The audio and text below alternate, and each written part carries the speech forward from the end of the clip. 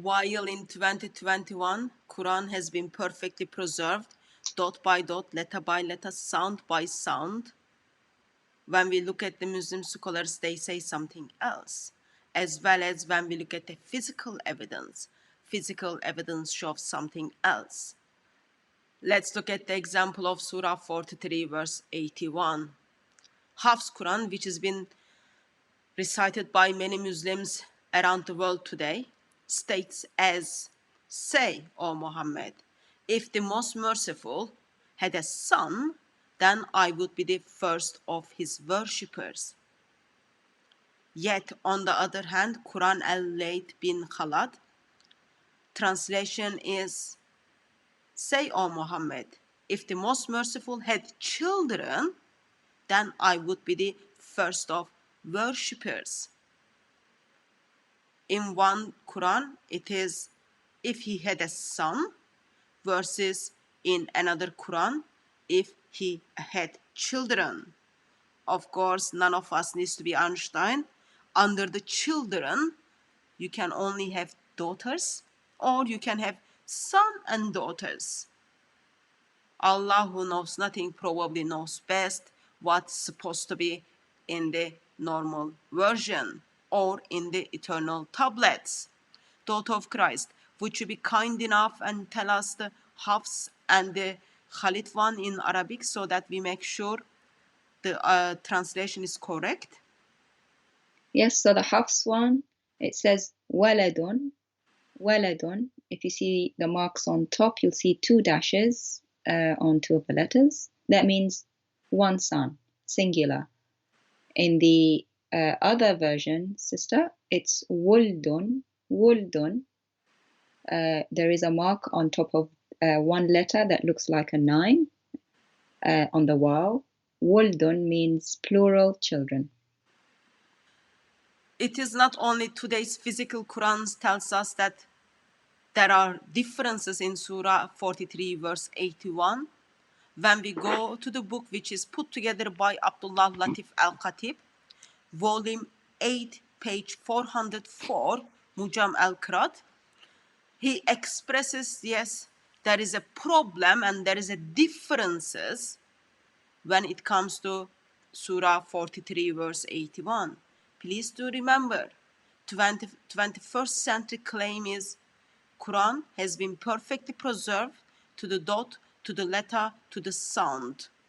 But here, what Muslim scholars are giving us examples, it is not.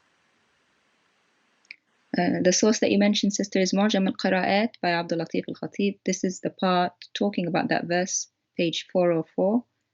I'll read and translate the one in the box. It says, قراءة الجماعة ولد بفتحتين مفردة, which means the qira'at of the majority is waladun with two fathas as singular. The fathas are diacritical marks on the top. Then it says وقرأ حمزة والكسائي والأعمش وطلحة وعبد الله وابن وثاب وابن أبي ليلى وابن عيسى الأصبهاني ولد بضم الواو وإسكان اللام وهو جمع كأسد وأسد. It says Hamza al-Kisai, Talha, Abdullah, Ibn Wathab, Ibn Abi Layla, Ibn Isa al-Asbahani, all read it as Wuldun, which is plural, like saying lion and lions. And the Arabic for that is Asadun and Usdun, which is very much like Waladun and Wuldun, singular and plural words. Go on, sister.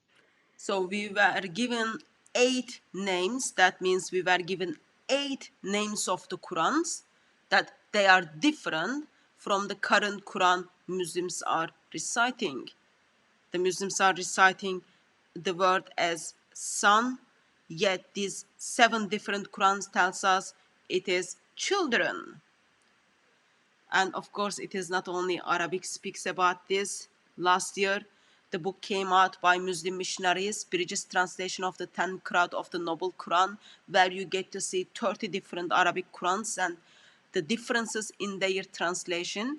Page 333, where we get to see Surah 43, verse 81.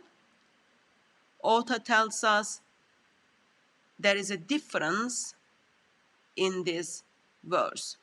Hamza is Quran, Al-Qisa is Quran, it is translated as Arabic as children. When you change, it changes from son to children. So it's not only we've got physical copies where we can see if the word is supposed to be son or the children. We've got Arabic books which are giving us those examples, as well as the book which translates the different Arabic Qurans to English simply tells us, yep, there are differences. I guess the basic question would be, is there a really any difference between son and children? The basic question, I guess, will go to the daughter of Christ, who is also Arabic speaker. Which word for Surah 43 verse 81?